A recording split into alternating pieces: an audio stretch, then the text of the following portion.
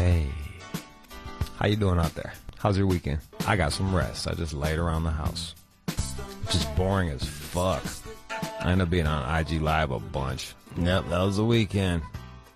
Figured out how to make that cold oatmeal like they sell at the fancy fucking places. Yeah, it's all the rage at the fucking fancy coffee places. It's like hipster shit. They just pour cold ass water on oatmeal and just let it soak. Fucking cold oatmeal. Figure that out. I was like, that's all you do? They're charging fucking $4 a cup for this shit? Jesus Christ. That's what I did this week. That was it. What'd you guys do? Get wasted? Fucking rage? Low key? Kick up the family? See the kids? Visit your mom? Go to a birthday party? Have a birthday yourself? Have some birthday sex? Anything like that? It's better when I don't rest up all weekend, because then I can tell you what I did and it'll be something interesting. I did nothing interesting. Stomach's getting better though. Slowly. Fucking slowly. So, John read a news story last week about women being able to have orgasms from holding their pee. And John's all bent out of shape like, oh, it's dangerous. Fuck all the danger. I want to meet a woman who does this. So, like, if you are a woman that holds your pee for a really long time until you can piss and nut, call up. We want to talk to you. 888-742-3345. 888-742-3345. I want to talk to you. I want to know your reasons behind it and all that shit.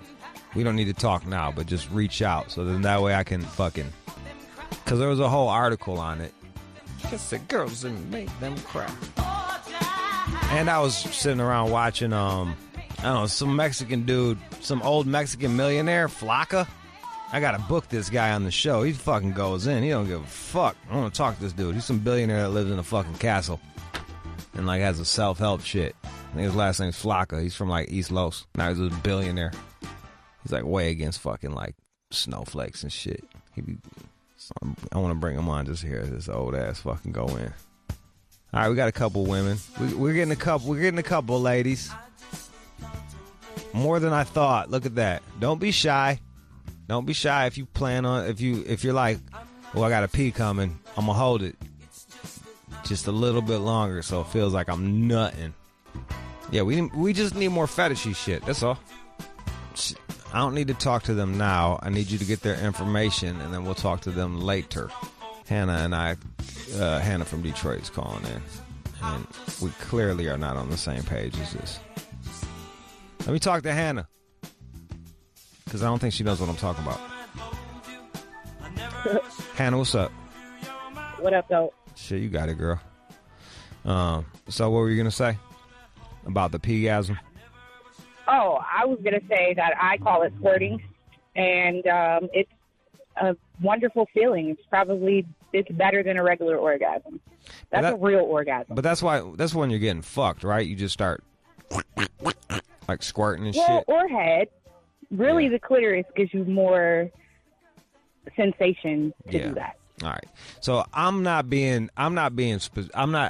think I'm being fucking specific enough with the way I'm describing this. What I'm saying is John read a story where women hold their pee for a mad long time, and then when it's time for them to go pee, it feels like they're orgasming. And I wanted to know if any of our listeners did that. And if they do, please call up. We don't even need to use your real name. That's what I was asking for. Like I said, I've done it before, but it's nothing I do on purpose. Any women, I got in the very next call I see on here, it says Jake. It's a fucking Chaz Smith. This guy's like a fucking he's like one of them writers that goes into like he's like those on location writers. He doesn't write from like the fucking comfort of his own home. He'll go on location and write about shit. And he goes into war-torn areas or like I don't know, shit where they're fucking running drugs or whatever. I'm just making shit up now. Chaz Smith wrote a book called Cocaine and Surfing, which the cocaine part really sold me, so I'm going to talk to him about this. Cocaine and surfing. Then we also have UFC champ TJ Dillashaw. And news with John. We got time. We can get cultured with Mr. French, DJ Mateo. Thank you, Hannah from Detroit.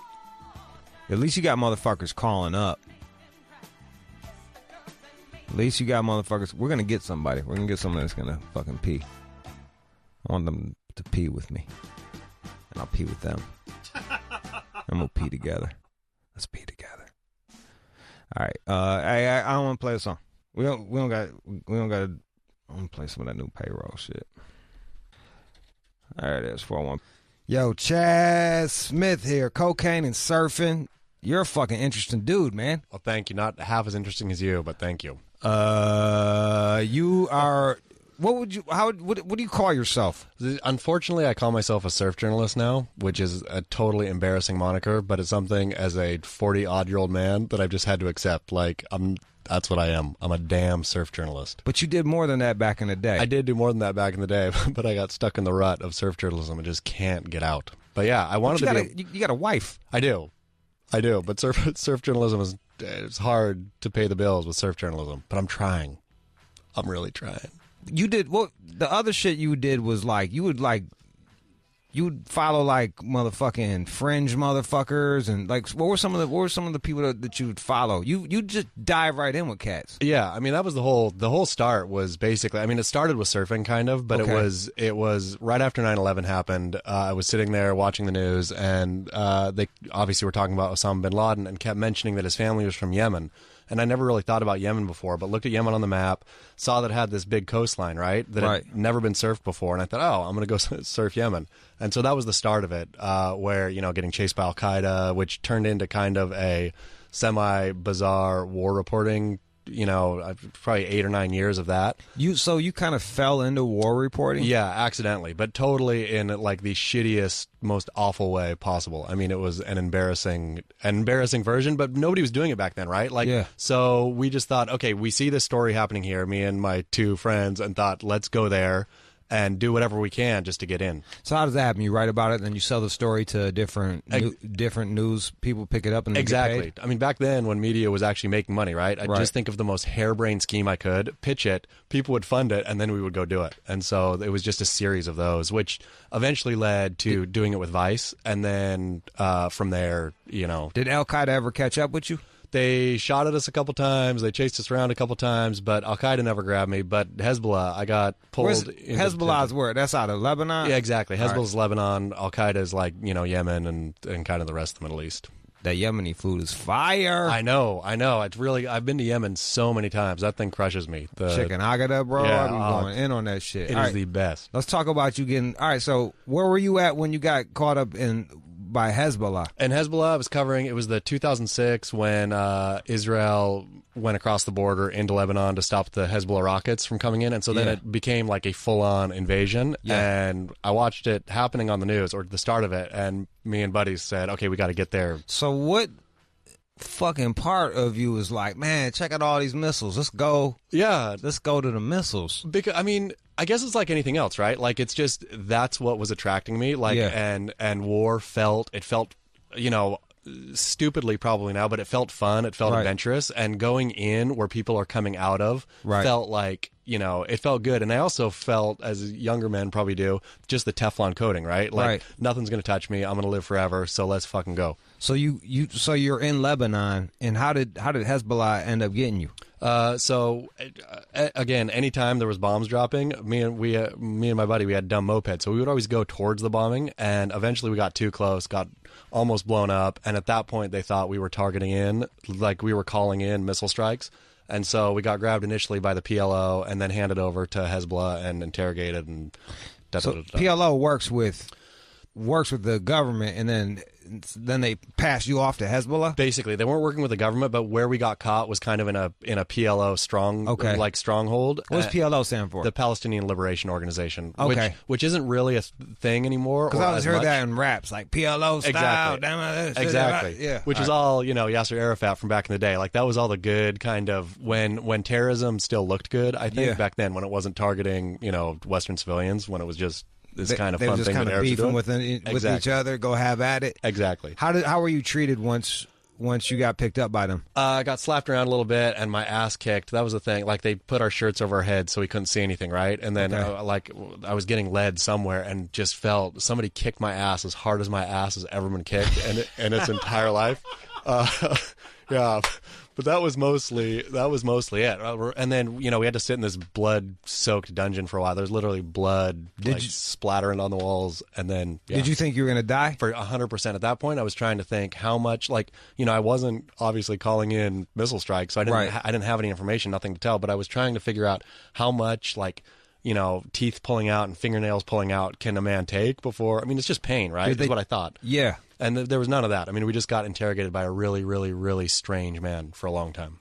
What do you mean by really, really strange man? They called in. I speak a little bit of Arabic, and my buddy also speaks some Arabic, but they brought in an English speaker, and he had this just the way he would deliver, he would ask us questions about what we were doing, and then he would just throw stuff in the middle. Like, he insisted that Jenny Garth in Beverly Hills 90210 was the hottest woman ever. He said, "Oh, Jenny Garth, Beverly Hills 90210, the most beautiful woman ever." And sitting there across from him, you're like, yo, yeah, I wanted to say no, she's not. Did you co-sign that shit? I totally co-signed it in the moment. I said, "Oh yeah, you're asshole." Yeah, she's fucking hot. She's beautiful, the best of America, right there. Yeah. So it was weird things like that would keep coming up. He would interrogate us normally, and then throw in a piece of weird Americana. And I don't know if it was to test us to see what we were about or what, but yeah.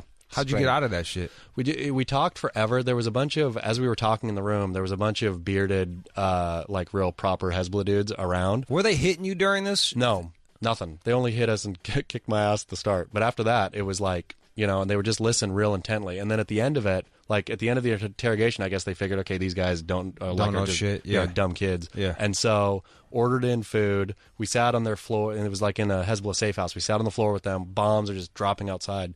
They fed us a meal, gave us hugs. Bread with them. Yeah. We had a nice long meal. Yeah. It was wild. And they got our shit back too. We got our scooters and all that who knows where they were. They got it all back and sent us on our way. Were you like, I'm not going to do that no more? Kind of. At that point, at that point, I thought, okay, I have stared this thing in the eye. And when I was sitting in the dungeon thinking, I'm going to die over something that was really, really, really, I believe in covering war. I believe in what war journalists do, but we were doing it in kind of a silly way. And so I thought, I pushed this as far as I can. If I would have died here today, it would have been a real bummer for my folks. Yeah, not to get super off track, because I remember watching a doc on one dude. I forgot his name. I'm not going to even say it.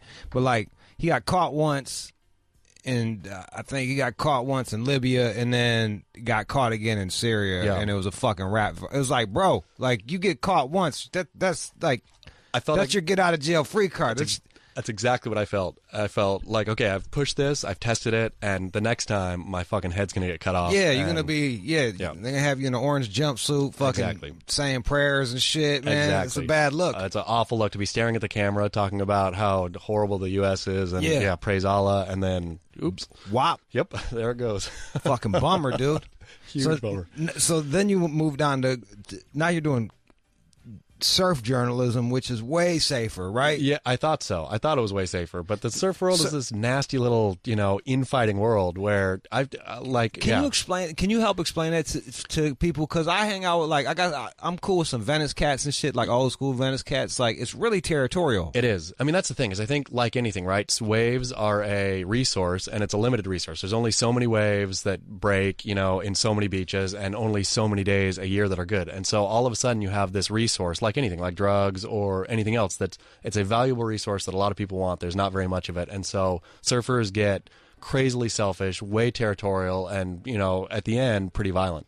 Have you seen people get fucked up? Oh yeah, yeah. So what are some of the faux pas that people can? Because I don't, clearly I don't have a surfer's build. I don't surf. So what are some of the faux pas that you often see people doing that gets them fucked up? I think people who feel like, okay, I know what this is about.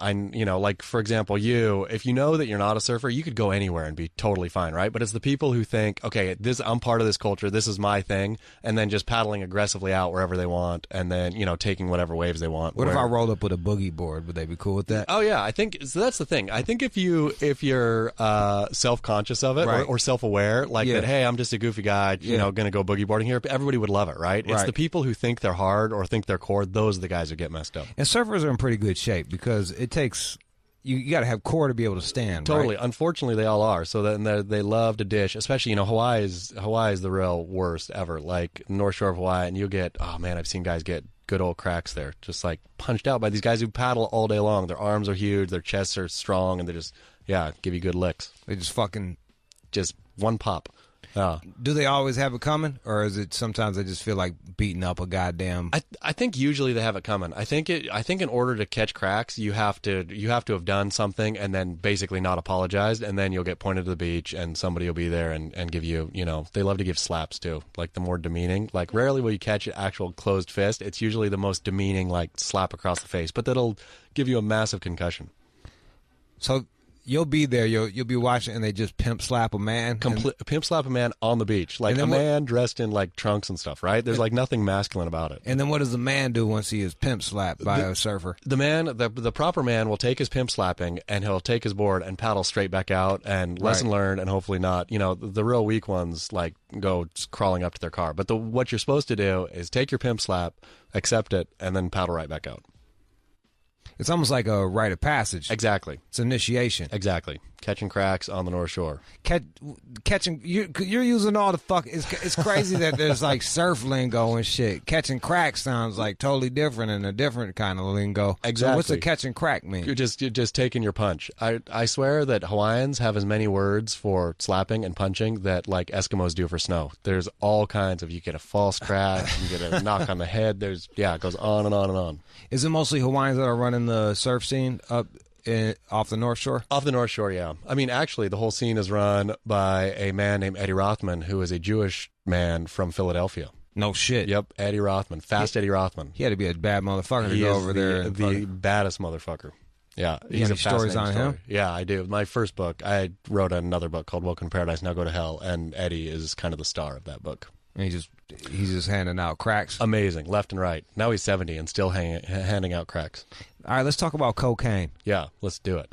How does that go into surfing? Are the surfers slanging? Are they slanging coke? So that's how the whole surf industry started, right? No, I didn't know that. Yeah. All right, so break it down. So back in the day, right, all surfers wanted to do was travel and surf, but back then there was no surf industry. Nobody was paying them to do anything, and so they had to figure out a way to make money. It was a subculture. Precisely. It was a subculture, and not just a subculture, but like a derelict subculture that was, anti, making money and all this. So It's not like people were pouring money into it. There was nothing. So surfers traveling a lot figured out pretty quickly, the best way to fund this stuff is to smuggle drugs.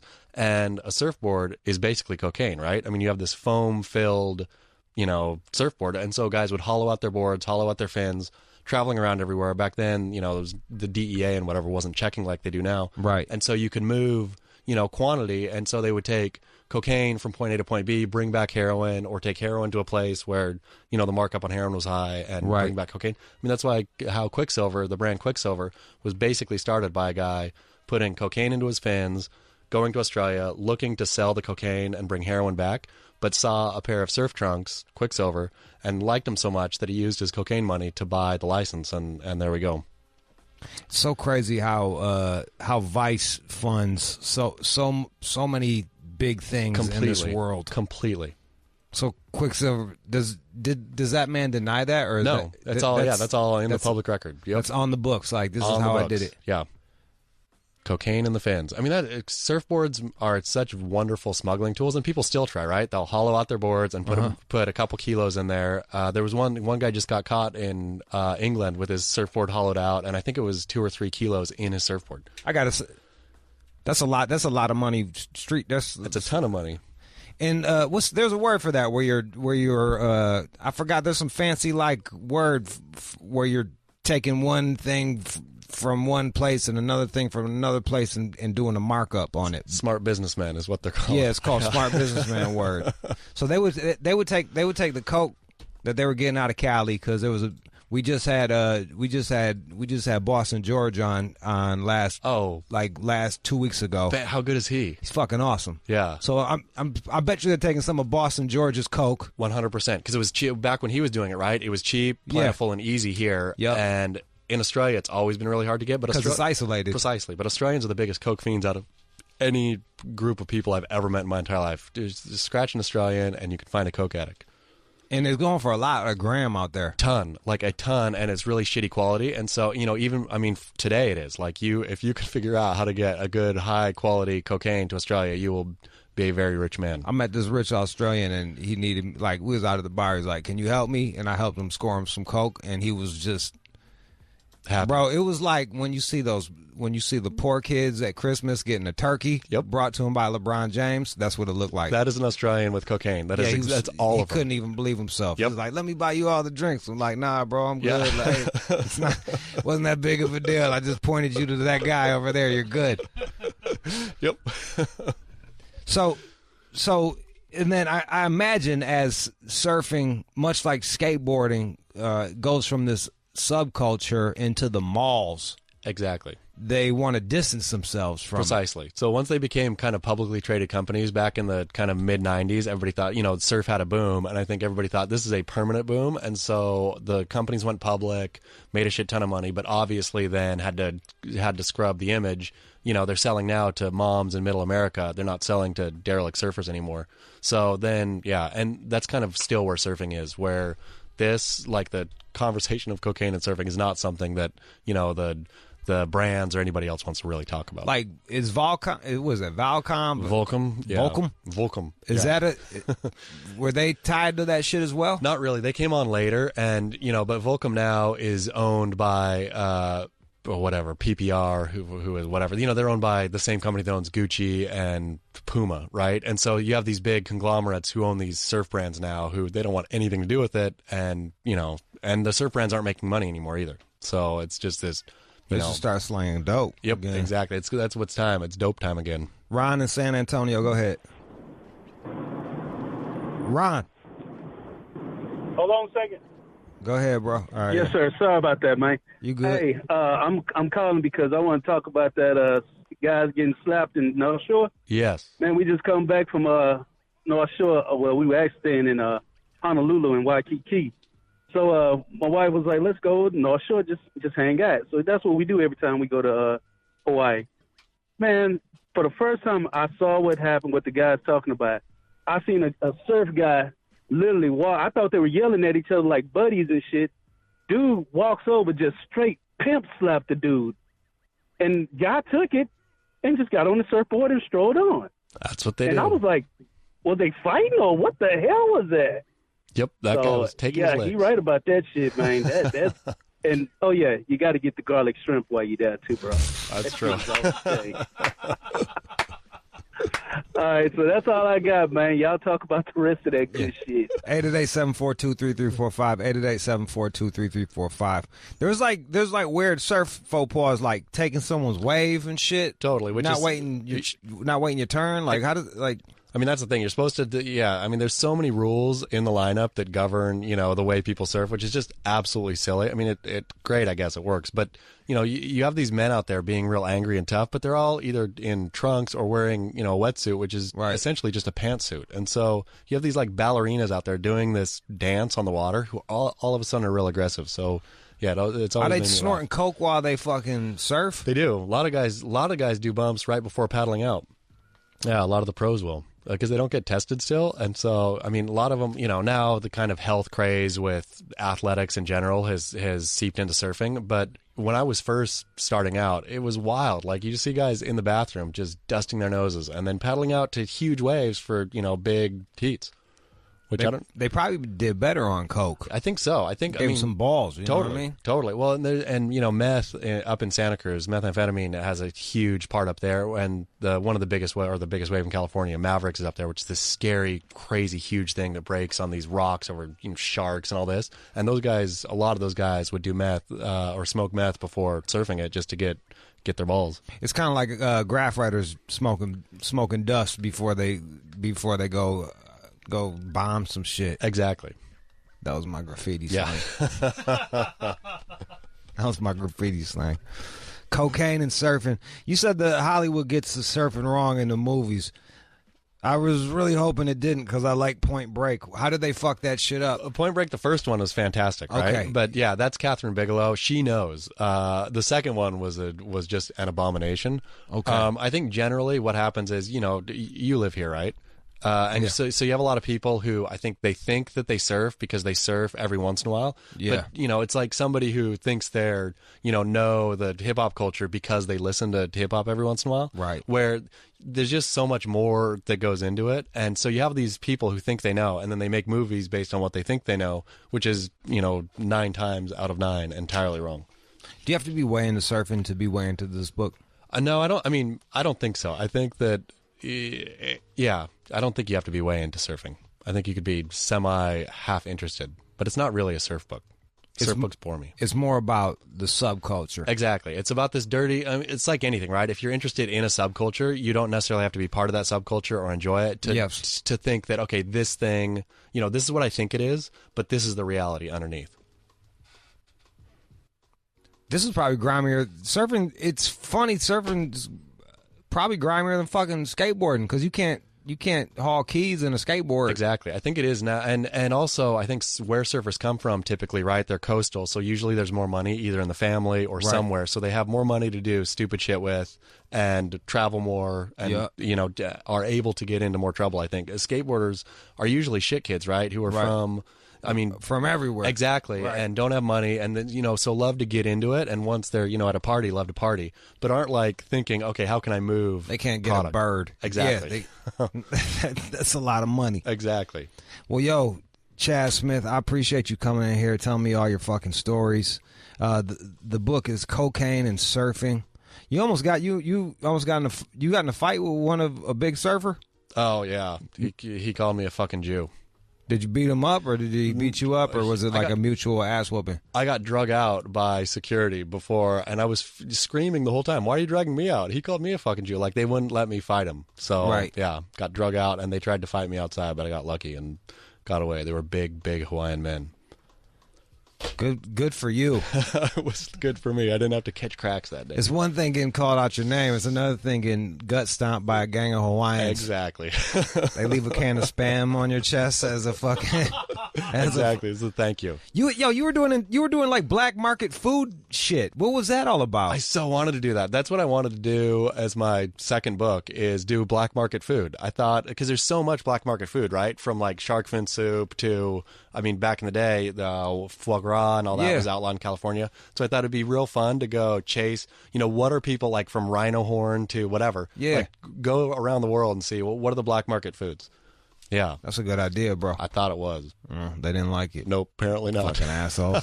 But they like cocaine and surfing. Chad Smith is the author, Cocaine plus Surfing. The book is out right now. Is it on audiobook as well? It is, yeah. It's Audible. And it's on Audible, too, if you want something to roll to.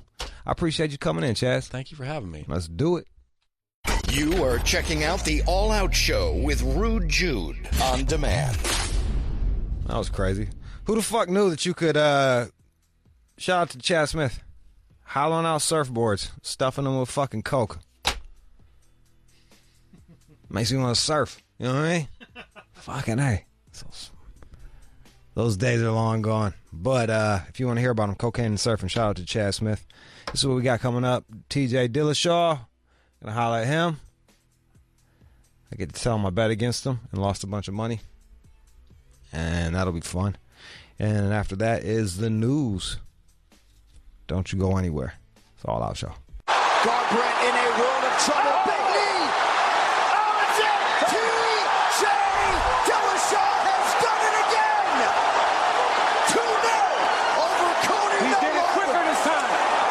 There is no question as to who is the king of the bantamweights, and you might be looking at the greatest 135-pound fighter of all time. We got TJ Dillashaw in here. That was the call. You winning the fight last Saturday. That was an exciting fight. Welcome to the show. I appreciate it, man. Thanks for having me on. I lost $20 on that shit. Good. I actually lost fucking 60. That's what you get for betting against me. Well, to be honest with you, my man Cody gave such a good interview. I was like, all right, man, I'm gonna roll with you. There you go. But you not fuck with you, TJ. I appreciate it. Oh yeah. That one you handled him quicker than before. Yep. I expected it. I was calling it was going to be done in the first round. I knew we were both going to come out to bang, and, he plays a dangerous game. He gets in there, likes to sling leather, and I'm just better at doing it. So I saw the openings and took advantage. I noticed you usually you weren't your stance was a bit more you weren't stationary this time. Yeah, man. I changed up the game plan. Like I knew he expected a TJ Dillashaw that wasn't going to be there that night. I wanted to change it up on him. I feel like that's the way to be the greatest of all time, is being able to change who you are as a fighter from round to round, from fight to fight, being different at all times.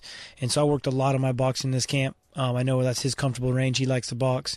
And so I wanted to go in there, and I knew he had some technical weaknesses, and I wanted to go in there and take advantage of that and find those openings. And I just kind of waited for him to get a little over-aggressive and found the opening and took advantage of it. Yeah, it was kind of crazy because me and my man were sitting there. I'm like, yo, he's not doing like the bounce around kind of like weird rhythm, fuck you up shit. You were like, just, who do you want next? Oh, man. I have a target on my back. It's wonderful. Everyone wants to fight me, so it's great. I've been talking crap with Gervonta Davis. He's a boxer. He's been trying to say he wants to get in the octagon. I'd love to show him what real fighting's all about. Oh, for real? Please. And then I also got Henry Cejudo calling me out, which has been wonderful, too. I mean, that's another great fight for me to continue my legacy and be the best pound-for-pound fighter of all time. Was Henry the cat that beat Mighty Mouse? Yeah. So I've been looking to fight Mighty Mouse, and Cejudo went out there with a great game plan and beat him, and then he called me out after the fight. I said, bring it. Does that fuck up your money when Mighty Mouse doesn't win?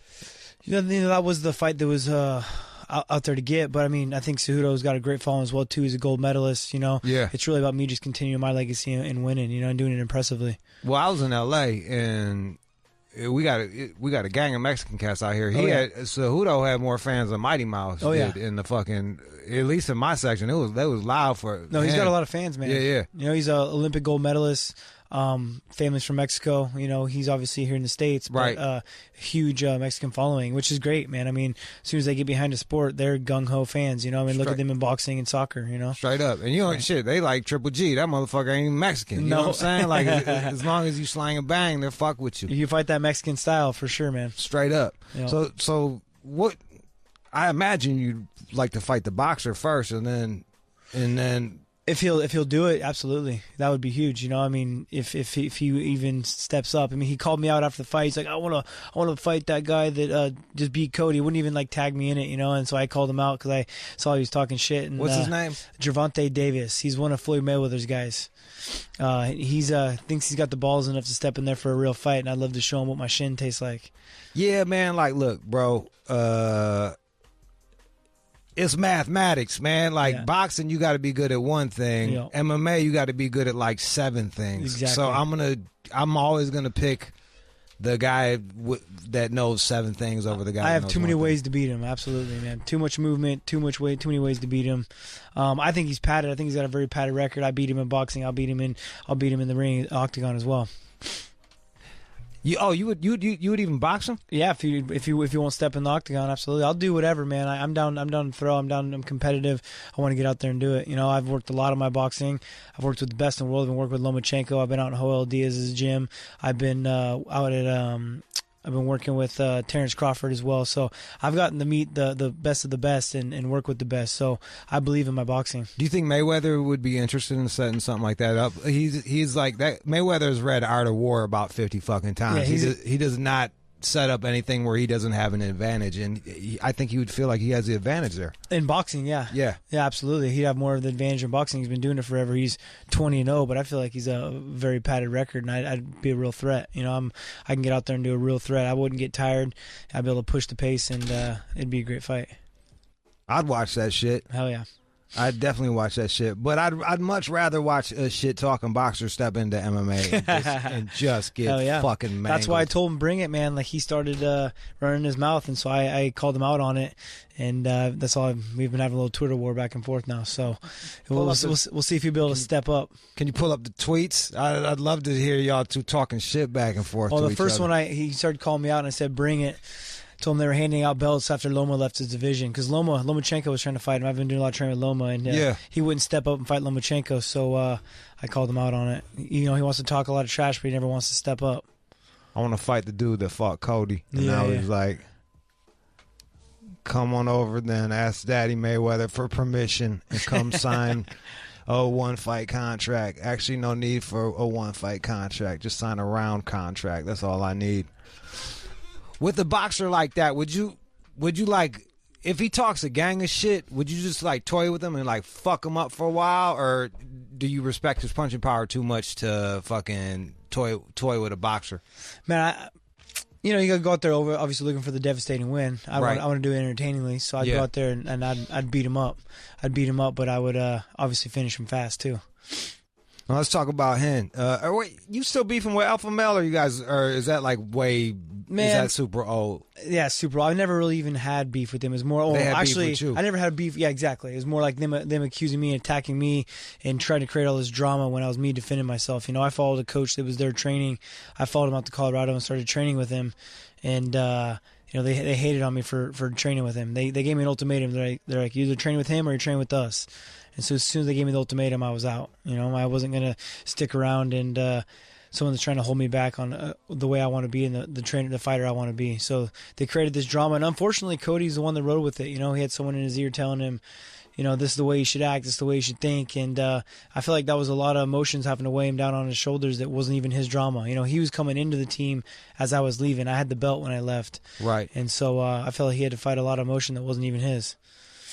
Yeah, So he had to take up for a bunch of that. Yeah, man. Yeah, he's backing up for this whole team that wasn't even his drama. You was dating a girl from there, right? No, you wasn't even fucking with the girl from. No, I have. Alpha Male? Nope. I've had my girl before I even started fighting. She was with me in college when I was wrestling, so we've been together for a long time. So those was just little fucking rumors. Yeah. Just stirring the pot, Well, when's the last time you talked to Uriah? I haven't talked to him since the day he gave me the ultimate. He's the one that kicked me out of the gym. So I was going back before I was training in Colorado. I was still living in Sacramento. I was coaching practices and teaching out at Alpha Male. And then my next fight against Cruz, I told him hey man, I'm gonna do most of my camp out in Colorado. And then he wasn't having it. He's like, look, you're either with Dwayne or you're with us, because him and Dwayne didn't get along. Dwayne's the coach that came out and started coaching at Alpha Male, and him and Dwayne started having beef. So that's when he gave me the ultimatum. That's when I said peace, and then he started all the bullshit. So me and him will never be cool again. 888-742-3345. We got TJ Dillashaw here. I would love to hear some people that think boxers can beat up MMA guys. I always have this fucking fight. Like, I love boxing too. Like, me too. I'm a huge fan of boxing. I love boxing, but it's like, yo, dog, like, if you could just tackle a motherfucker and start wailing on them, that takes all your little footwork is null. It's completely different, man. You'll be a fish out of water when I get on you. Let's go to Tyra in Fort Worth. Go ahead. Hey, okay, so I want to ask, what do you think is going to happen on the August 25th fight with Justin Gaethje and James Vick? Because I think James Vick is very underrated, but he's got a kick-ass record, and this is his first big fight. I think Gaethje gets it done. I think he gets done with his leg kicks, especially. Vick's got them long legs. He is underrated. He's got some good boxing and stuff, but I think Gaethje might hit a little bit too hard for him, as well as eat those legs up. Where you at with Dominic Cruz now? He needs to get back in there and get a fight. Yeah. He hasn't fought in 2 years since he lost his belt, so he needs to get back to work. I got some bigger fish to fry right now. You don't even think about him? Nah, not yet, man. Like, look, I'll be rooting for him to win because I'd love to beat him up again one day. But he needs to get back in there. He hasn't fought in 2 years. He lost his belt. Me and Cody have been having this beef for the last 2 years, and him acting like he's been out injured, and then all of a sudden I'm ready for my next fight. He's like, oh, hey, I'm ready. I can fight again. It's like, bitch, you haven't been doing anything for 2 years. You've been trying to pass up Murderer's Row. Why are you entitled to a title fight when you haven't even done anything? Like, get back in there, fight Marlon Moraes, come out on top, and then I'll beat you up. You heard it here first. Yeah. Well, probably not first, but you heard it here fifth. You heard it here. You heard it here fucking right. Fifth. What's your opinion on John Jones? I don't know. Is he coming back? I'm not really sure. That's kind of like.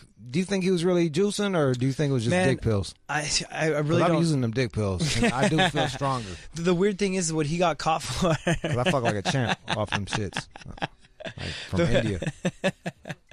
The weird thing is, man, what he got caught for, like, he would have got caught for a long time ago because it stays in your system for so long.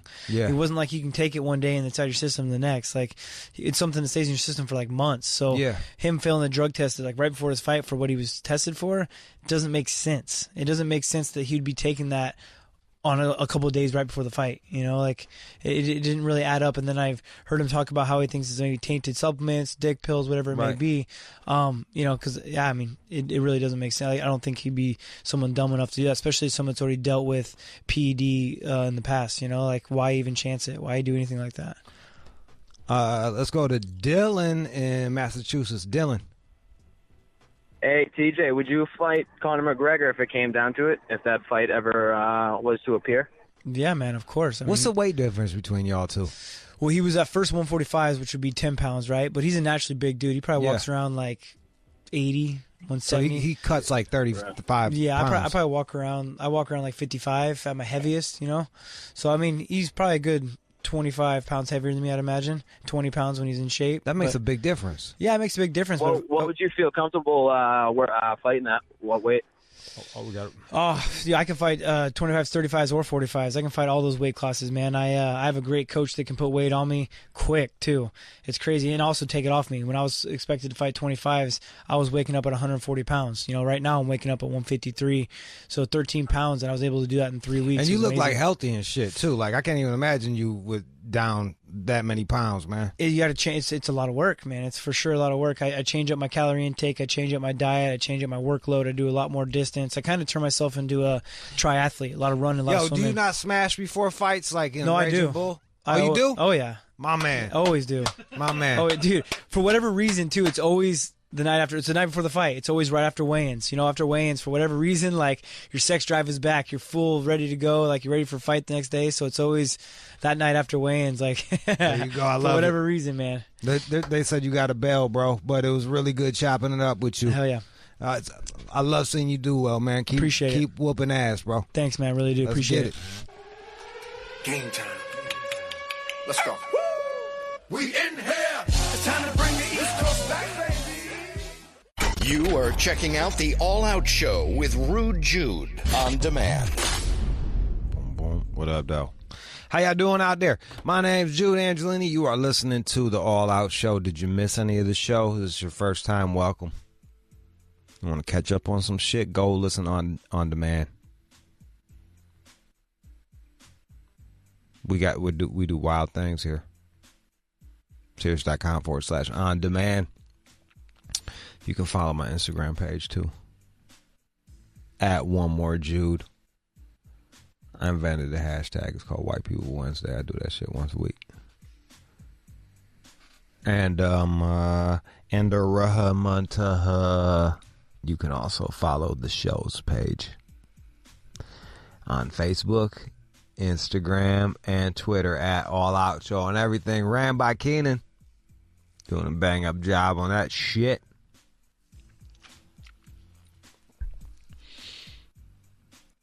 You ever want to come in your girl and you just can't because you don't know if she's going to get pregnant? Well, coming up, there's this new fucking birth control app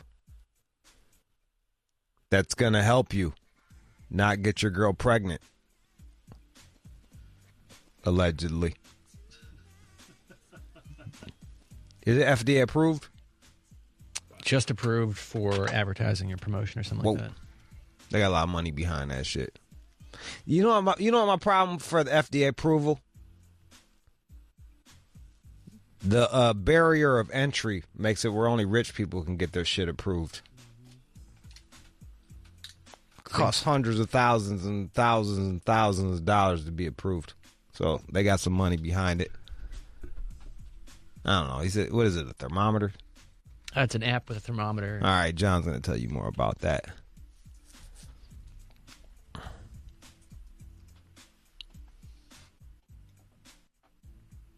I had an idea for birth control back in the day. Dick cork. You just paint your dick hole shut like a cork. It's the getting it off part that's, I don't know. I haven't figured that one out yet. Well, there's one back by the desk.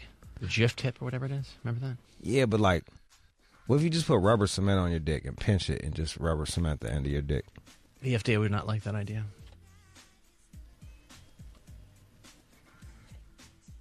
Might be toxic for the vagina, too. Anyway, you don't have to worry about any of that because we're going to talk about a new fucking birth control thing and why people cheat. Some scientists came up with some fucking study. All these scientists doing stupid studies. Did you notice that shit? Trying to figure out the world. Motherfucker, figure out time travel. Why people cheat. I ain't no scientist. I tell you why they cheat, and I'm not a scientist. They want some new pussy. They not happy. Like, there's a gang of... You need a scientist for that. Make me a flying car, motherfucker.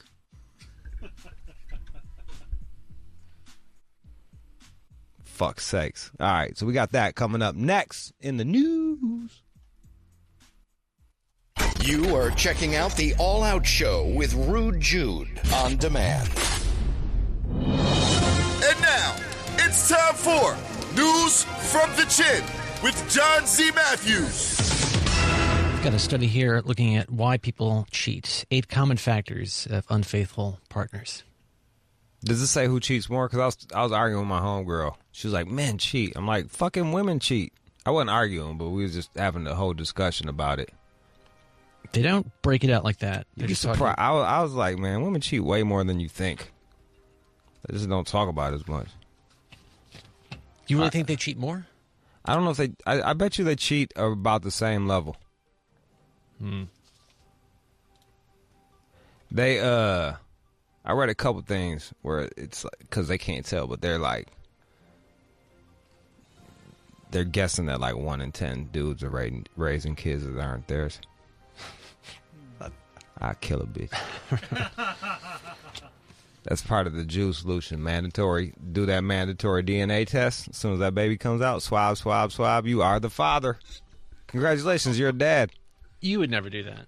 You would just say, "Hey, we need a test." I think that should be a mandatory test. But you wouldn't ask, "Hey, can we check this out?" That would lead to a major fight, I would think. That's why it should be mandatory for the fucking doctors, because you might be denying the rights to some fucking guy out there. Says according to the Associated Press and Journal of Marital and Family Therapy, men are more likely to cheat than women. But what's It's 22% of men say they cheated, while 14% of women. But we know that women lie more, so that's probably 18. Right. They be lying on dick all the time. I only fucked 3 guys. Multiply that by 2, subtract 2. Well, this study found that men were more likely to cheat because of sexual desire, variety, and unusual situations. Hey. I think both of those, 28% and 14%, seem... 22, wasn't it? That seems pretty low. How long you been doing the show with me for, John? A little over 2 years.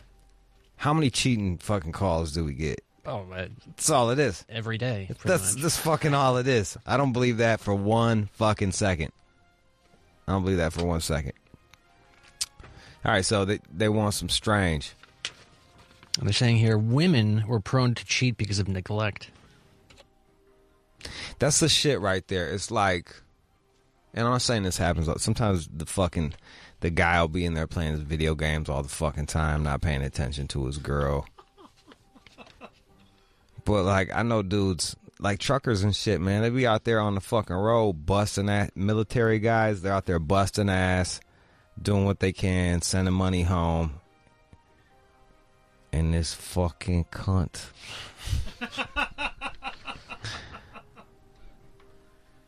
It's fucking some SoundCloud rapper or some shit like that. I do have the 8 most common factors behind you. Give them to me. All right. Let's see, anger, anger, yep. The unfaithful partner felt betrayed themselves and sought revenge. Ladies will do you like that. Sexual desire. A lot of times partners hold out, so the other person goes somewhere else. Lack of love. I fell out of love with my partner. Just leave. Man, it's not that easy, John. Sometimes people have fucking whole families and they got like 3 properties and a business. Like, right. Shout out to my man Chris Ryan. Sex at Dawn. He talks all about like how it's kind of in us not to be faithful. He's got his own little. He went and did like an anthropology book about that shit. Neglect. That could be from someone working too much, spending too much time, like having to do all the housework and deal with the kids. Or maybe they're just fucking off on the goddamn computer. They'd be on Facebook all fucking day instead of being with their low commitment situation. Christmas parties, going out of business trips with people of the opposite sex. You're at some fucking Radisson in Houston, getting fucking wasted in the lobby. One thing leads to another. And poof, your mouth's on some lady's pussy. What are you going to do? Esteem. People feel bad about themselves, so they try to, it's an accomplishment and variety. Does that work, though? Do you feel better? You have higher self-esteem if you start cheating on people? I'm not trying to sound like some sort of moral crusader, but does that follow? I guess. I don't know. I usually feel good when I'm to the point where I don't feel any better if I, like, the more chicks I have sex with, I just feel worse if I don't have sex.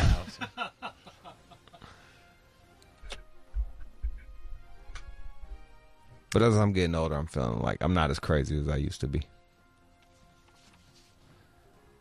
So there. Boom. All right, what else? All right, kids, they are not getting as drunk as they used to. Well, there's more options. Well, that's one argument that they're doing, that perhaps they're replacing with marijuana, but... Well, they got the dark web, too. Them motherfuckers know how to do bitcoins and all that shit. I'm sure those kids know. They know their way around the dark web way more than I do. I'm old. I'm dumb. They're fucking on there cruising. But they're just talking about how kids are just not drinking as much anymore. They're consuming less alcohol. According to this study, it looks as though alcohol use has dropped steeply since the 90s. Those were the good old days. And that was when you, like, drank. You drank. There's a specific group of drinks for teenagers and hobos. You know what I mean? Like, you drink high alcohol content, cheap shit. And usually something kind of sweet, like fucking Mad Dog or Cisco or Old English or some shit like that. Now these kids nowadays, they drink Ciroc. It's like, wow. I would have had to work 5 hours just to buy one bottle of Ciroc. 6 hours. When I could have just... Well, they do like 10 for 10, like Colt 45, double deuces, you get 10 for 10. I think in New York they did Steel Reserve. Schlitz. Schlitz? Yeah. Thunderbird. So, but they're saying the decline is most significant in teens, but also present in adults in their 20s. But if you look at this graph right here, back in 97, 69% of kids in 8th, 10th, and 12th grades, it looks like, just under 70 were drinking. And now it's just cratered.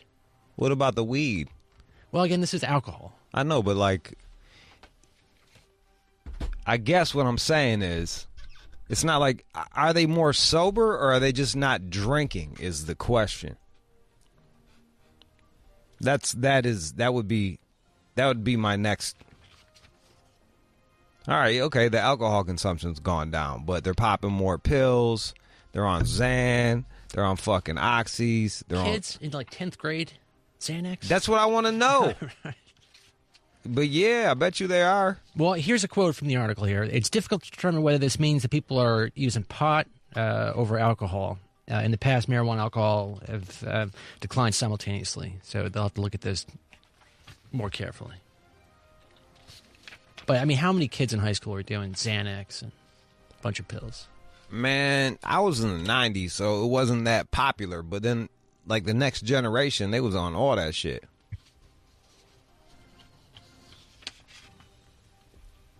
How old were you when you started to realize that the kids were getting wasted?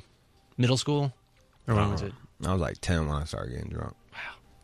10. Drunk? I mean, like vomiting, pass out drunk, or just sort of buzzed? I don't know, just drunk. Anytime I could like get my hands on some shit, I was getting it. 10. What year is that? What grade is that? 5th grade. Holy shit. Yeah. Okay.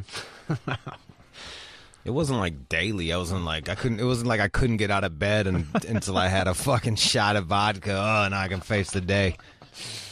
But yes, like that's when I started. Like anytime there was a fucking. No, I got my mom's got it's six of them. Anytime there was a party, I'm sneaking the wine, getting them faded. I remember at bar mitzvahs, we'd sneak some Manischewitz or something like that. Get a little you go. Off that. And then like shoplift fucking Kessler or whatever, bottom of the fucking bottom shelf whiskey didn't have a fucking like a lock on that bitch. I don't know. It's cool that they're not getting drunk. Congratulations. Kids don't want to get wasted. Well, again, I can't really say that. Their Fortnite usage has gone up by 20,000%. But if you look at them once they get into the 19 to 28, it kind of evens. It jumps right back up. It's still declining though. It is declining. It goes from 40% back up to over 80%. Yeah. And that, my friend, is the big danger. I've seen it firsthand. You get these kids, they're fucking squares. They're very, they can never leave the fucking house.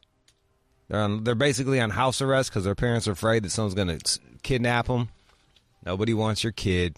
Like, you know what I mean? Like, let's be real. The abuse happens from the uncle, not like some stranger like John in a fucking van. Yeah. He don't even got a van to put him in. You know?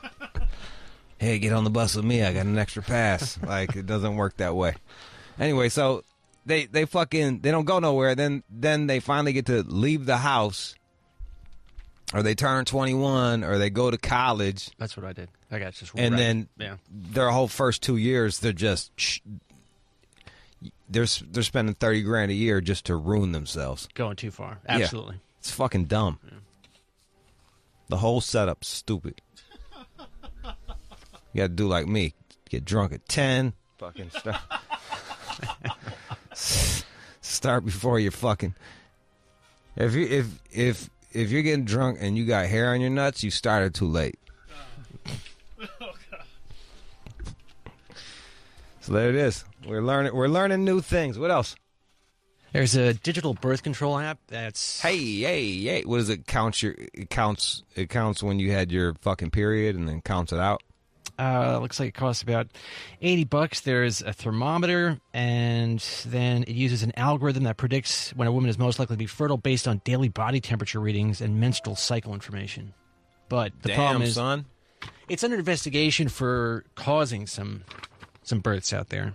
Oh, but brother. They're now approved by the FDA, so you'll see it out there. But in Sweden, you can come in me. I'm on the app. Like, nah. I need one of those fucking what are them shits that feel like a pirate, like a earring in the IUD? pussy? Yeah, I need an IUD to shred that shit. Shred. So there's an app. You throw a thermometer up in the pussy connected to your fucking shit. Well, I think it has to do with. I mean, you just take your own temperature. I don't think you have to put it in your vagina. It's an oral. That'd be better. Thermometer. But look, that's what it looks like. You've got your app on your phone. Hey, look, today not fertile. I wouldn't trust that for a second. And they can tell. Well, that's what they're claiming. Well, they're saying here it's 93% effective under typical use and 99% effective if you follow the directions perfectly. How could you fuck it up? People aren't very bright. I don't know. I don't know, man. Have you ever played around with these apps? Measuring cycles and stuff like that? They need to just come up with some male birth control. I'm tired of like the male birth control is a condom and nothing. Like I want some other options. Even if there was like a dick switch where I could just I'd have it surgically implanted, a dick switch. I don't think you would do that. I'm thinking about getting the bottom of my tongue cut out so I can fucking eat pussy better. Back on that. That is so disgusting. Someone hit me up about it. Their kid had it done because they were having problems with breastfeeding, so they had to clip it. You just go to the dentist. I thought you were kidding. People do that? Yeah, there was a name for it, but I don't remember because I read it like 4 days ago. That sounds like a horrible idea. I'm not gonna fucking do it, John. But if you want to check this out, know that it may fail you, but it's Natural Cycles. Natural Cycles. But here's the worst part. It costs $80 per year. You have to buy some sort of license. $80. That's not that bad. It's just...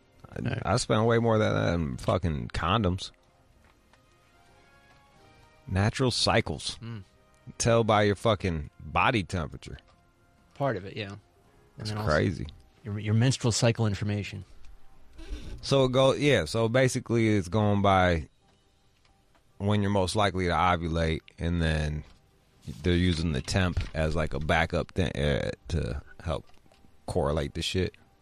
Yeah, you can read quite a bit about it at their website.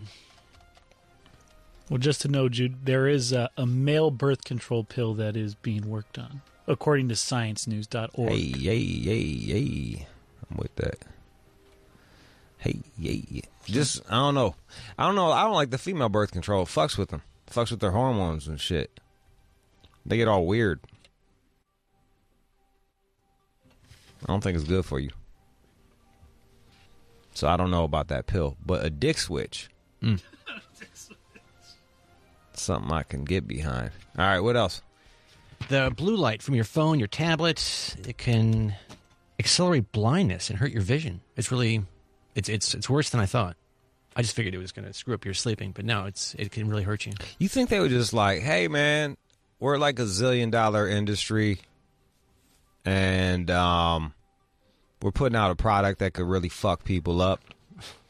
So why don't we just make the light a little oranger? The study found that blue light triggers toxic reactions in retinal molecules that sense light and signal the brain, and then it destroys these photoreceptors, which cannot be restored once they die off. So like, yo, you can really fuck yourself up. Doesn't it?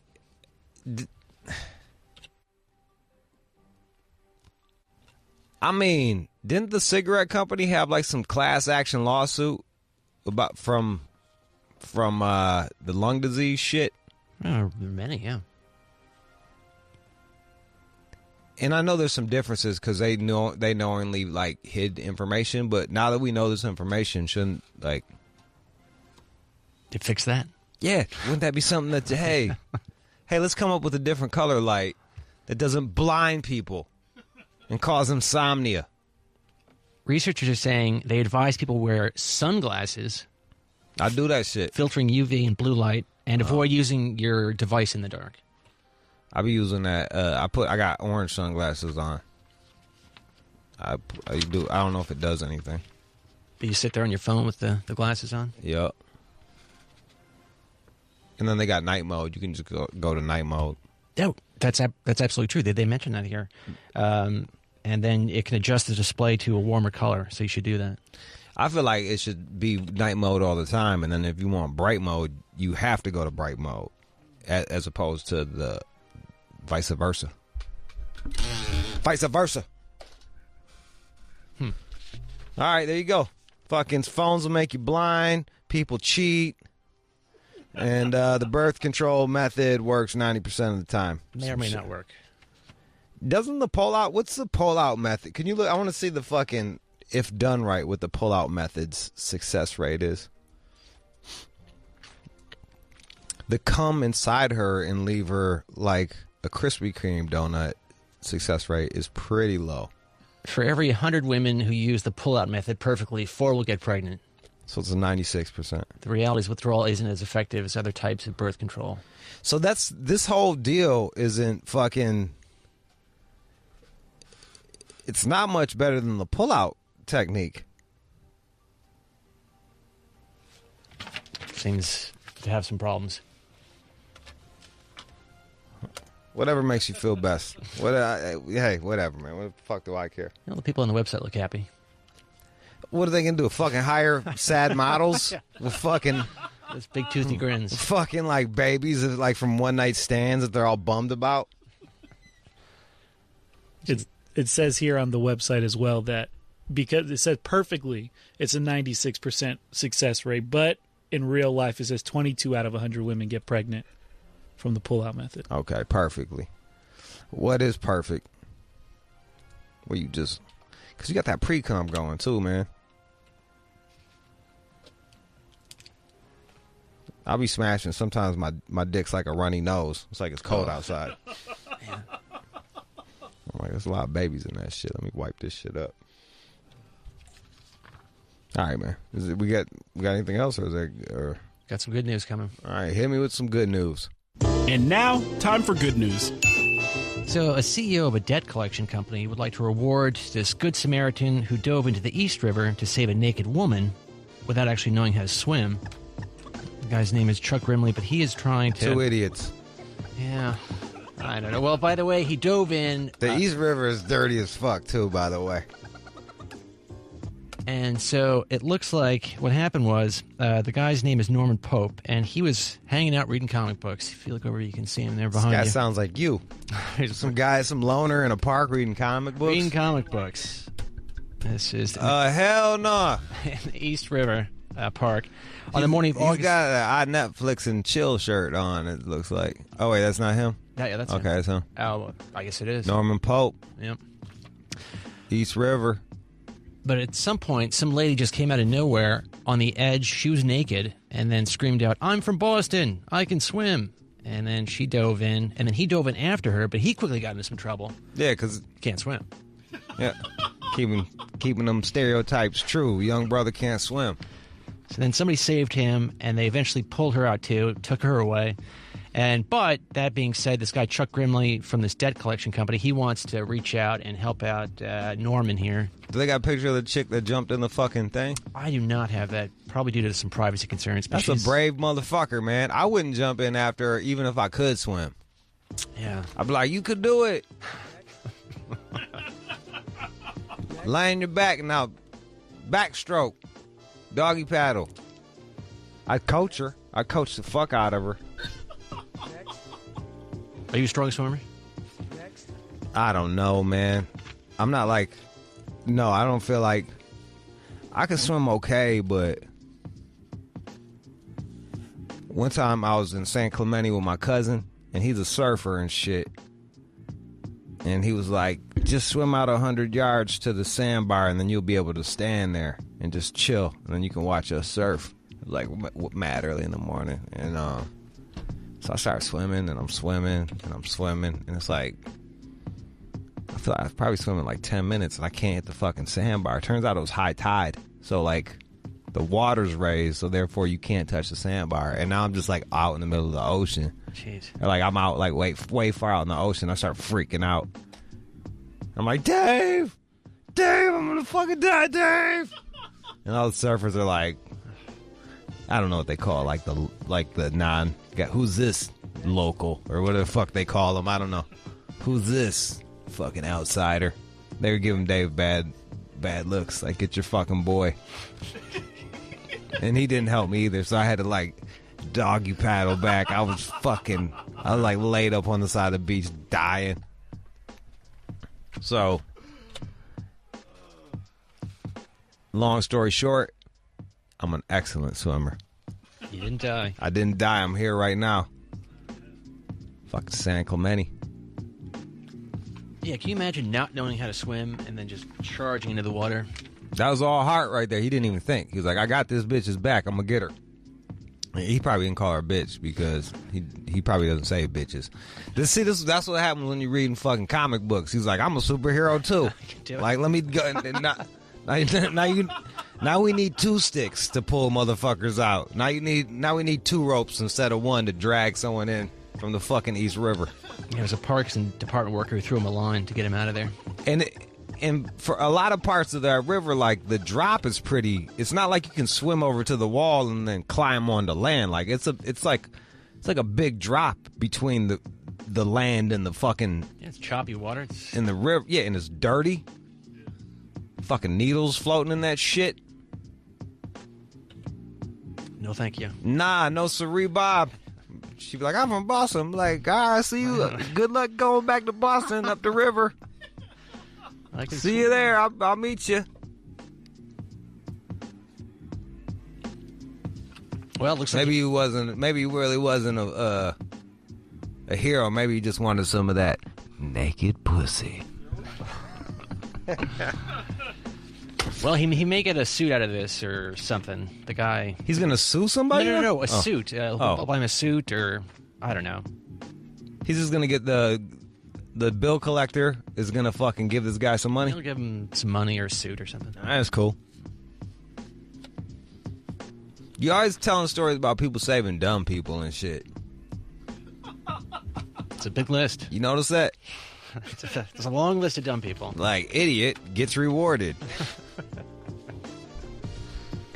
My man right there wasn't an idiot. He just probably saw, reacted, just wanted to help. He's a hero. It lets you know what kind of person you are, how you react to these things. John would pace back and forth for 20 minutes and then go ask somebody where a payphone was so he could call 911. She needs help. Somebody help me, help her. That's what, and then she would be underwater. She sunk over there, officer. That's the news. You are checking out the All Out Show with Rude Jude on demand. Full show today, huh? Chad Smith, Cocaine and Surfing. That book is out right now. You can go get it. It's about cocaine and surfing. Who doesn't like that shit? Fucking Point Break. Fucking Bodie. Fucking Point Break, bro. Turns out that's really not how surfing is, but whatever. That's how it is in my heart.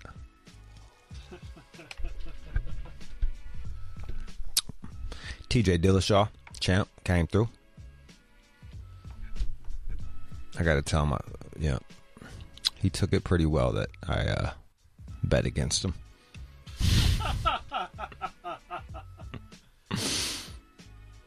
How much you put down on that? I was just betting people in the audience. I made a couple new friends, so whatever. I lost some money and made a friend. Not bad. On the boards, Chris on the boards. He's also the gentleman that goes, ha, ha, ha, ha, ha. News and producer is John. You're officially like a newsman, dude. That's what's going on? You're fucking Dan Rather in this bitch. Right. Well, fuck, you're Walter Cronkite of hip-hop. Except for you don't read any hip-hop news and usually fuck up the news. But that's you, Walter Cronkite. Fucking, I don't know any other big names. Maury Povich? No, he was... He was inside the dishing. Like Barbara Walters? Yeah, you the Barbara Walters of that shit. It's not a bad place to be. Her dick's bigger. Right. Keenan's on the phones and keeps the office organized to a fucking... Just keeps everything in line. And Alex is the producer. My name is Jude Angelini. I want y'all to have a great day. Keep doing your best. Find happiness in all your shit. Enjoy it, or enjoy the time with your family. And if you solo, you ain't got one, go, fucking enjoy the time with yourself. That means going nuts or jerking off. You just have at it. All right, champ? I'm gonna holler at y'all tomorrow. Let's go.